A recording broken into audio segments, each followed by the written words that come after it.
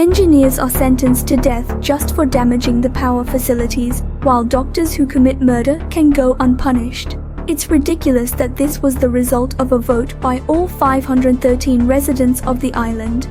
So, what kind of magic does the island owner Lisa possess to make so many highly educated elites become accomplices in sinking? Rewind to the eve of the virus outbreak. Mark was preparing to return to the island of Helgoland with his son.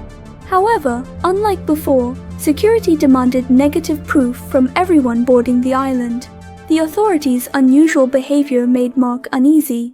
He urged his wife, also a doctor, to hurry back to the island for a reunion, but she had an important mission on her end. She was about to extract virus samples from patient 0, crucial for future vaccine development. Upon returning to the island, Mark wanted to buy some food for his son at the supermarket. However, it was already crowded, and the shelves were empty as residents who learned about the virus were preparing to stockpile. The supermarket owner stopped them, citing low inventory. Mark managed to push his way inside, but all the food was gone from the shelves. Just as he worried about food for his son, the supermarket attendant Lisa offered to help. Although Mark didn't know this helpful woman, his reputation as a medical doctor was well known on the island. Lisa's careful and professional recommendations impressed Mark. Despite being just an employee now, Lisa exhibited a strong desire to take charge in every situation. Her next move shocked the boss even more. Lisa told the anxious residents to come back tomorrow morning because a large batch of supplies was on the way, promising that all goods would be sold at half price. Upon hearing this great news, people immediately went home satisfied to sleep. However, the boss behind them was dumbfounded. He thought, "Okay, you lied to people, but why make yourself a scapegoat with my own property?" Komm verrückt. Warum bin ich 14? Warum bin ich 18? Mark witnessed the embarrassing scene from start to finish. Just as he was about to pay and leave, Lisa waved her hand and told him it was free of charge. She clearly had the demeanor of a true boss. A few minutes later, she seized another opportunity. This seemingly not so bright employee accidentally knocked over a pile of goods. If the boss found out, he would have worked for nothing that year. Lisa saw this as a perfect opportunity. Pointing to the news on TV about global chaos caused by the virus, she told him that it was already the end of the world, so why work for a heartless boss? Why abide by laws that are about to disappear? Her words seemed to awaken the man, as if from a dream. More young colleagues were attracted by her words. Taking advantage of the momentum, Lisa continued, stating that in the face of impending food shortages, they should make full use of their natural advantages. If all went well, not only could they survive in harsh conditions, but they could also turn the situation around beautifully. This grand blueprint was extremely tempting to the young people, who admired Lisa's forward-thinking wisdom. Thus, her startup team was officially formed in the supermarket. By the way, if you enjoy our movie recaps, we're currently hosting a giveaway for our audience. We're excited to announce that a brand new scooter awaits one lucky subscriber. Don't miss out. Subscribe and follow us to stay tuned for more updates. Meanwhile, the former mayor found Mark. He informed Mark that all the doctors on the island were blocked from the outside world, leaving only one old veterinarian. He hoped Mark would join forces with him to fight the virus. That night, Mark continued to urge his wife to hurry back, but the situation there seemed to be not as expected. His wife discovered that the virus had begun to mutate rapidly. Faced with the dilemma of family and work, she was also undecided. After a night of organizing, Lisa had transformed the supermarket into her desired appearance. All the shelves were stocked with easily distinguishable canned goods, and the huge floor-to-ceiling windows were completely covered. When the boss saw this scene, he was baffled once again. He quickly realized that Lisa was trying to take over. Initially, he wanted to engage in a civilized discussion with her, but seeing the hostile employees, he reluctantly chose to give up. Soon after, the revamped supermarket opened for business. but all residents were only allowed to purchase limited quantities. Long-haired man expressed dissatisfaction with this ridiculous rule on the spot. Falls irgendjemand anders als ich durch diese Tür kommt, einfach abdrücken! Verstanden, Boss. Geladen und entsichert. Na los, versüß mir den Tag, Punk! Bitte Leute, gehen Sie ein bisschen zur Seite. Ja? Sicher ist sicher.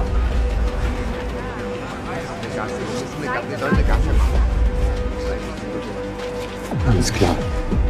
That night, long-haired man and his gang arrived with weapons for revenge. Unluckily, the boss had just finished work. Long-haired man's demand was quite simple: to get some supplies.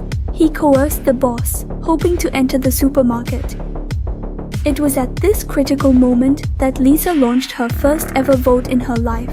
Of course, a significant speech was essential before starting. She exaggerated the benefits and drawbacks of opening the doors, directly impacting the voting outcome. Wer ist dafür, dass wir aufgeben? Wer ist für das Opfer? The boss looked at the ruthless Lisa with emotional turmoil, regretting his decision to let the wolf in. Even more surprising was long-haired man. He only intended to teach this woman a lesson, but now found himself in a difficult situation.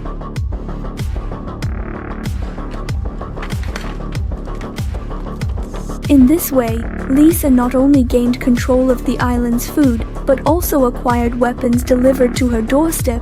Wanting to turn the Island into her true empire seemed a bit strained with just these 2 points. So, she sought out the Island's sheriff. Using her excellent persuasive skills, she promised him the position of chief of security and ample food supply.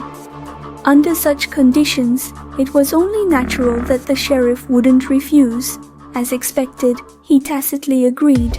After resolving the issue with force, Lisa turned to Mark to stand by her side.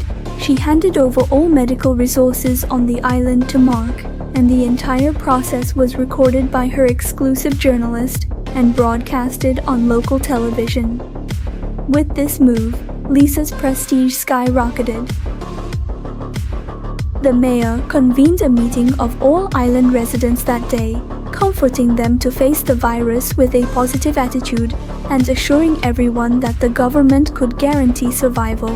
However, Lisa directly exposed this lie, providing a vivid analysis of the current situation and informing people that she controlled the island's food supply. With just this leverage, she gained a significant advantage, rendering the mayor's feeble slogans worthless. Then, Lisa proposed to punish long-haired man for murder and robbery, rallying all residents to vote. It was only then that Mark and the mayor realized what was happening. Even the regular army was turning against them, indicating that this place was about to become lawless territory.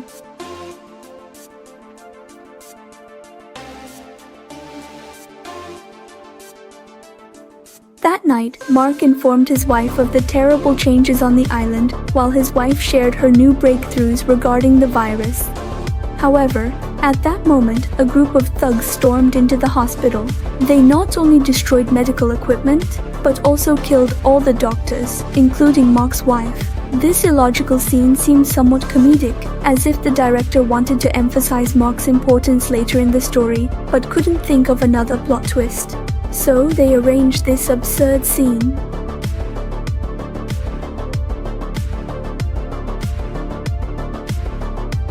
Meanwhile, after solidifying her power, Lisa continued to buy people's loyalty.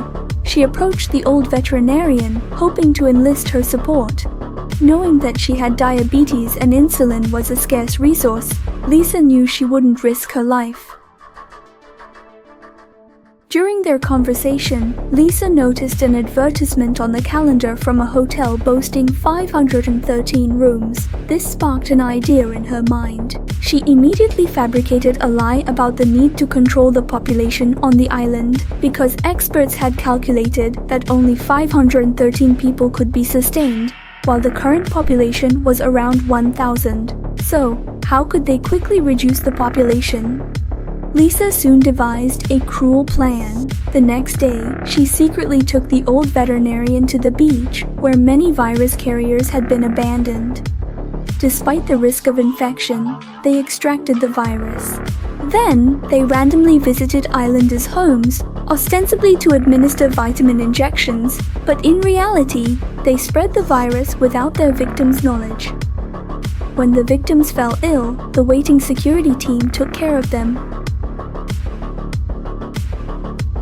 However, Lisa eventually deemed this method inefficient and too risky. Instead, she thought of Mark, the doctor. She deceived Mark into conducting virus screenings for all islanders, with the test results manipulated by them. Those whom she disliked were diagnosed as positive. Although Mark eventually discovered this shocking secret, he chose to remain silent to survive. Ultimately, half of the residents were forced to leave the island overnight, leaving exactly 513 people behind. This story is recounted by Mark as he reflects on his memories in isolation. Facing his dying son, Mark's last remaining motivation to survive fades. He records all of Lisa's and his own crimes, hoping Fiona will expose the truth. However, at that moment, the fake doctor, armed with a gun, arrives. She was likely a mole arranged by the Count, but her motives remain unclear. Perhaps the Count intended to continue the lie, or maybe the timing for disclosure was not yet right. In the end, the Count finally locates a medical ship with advanced scientific equipment, which seems to hold the key to defeating the virus.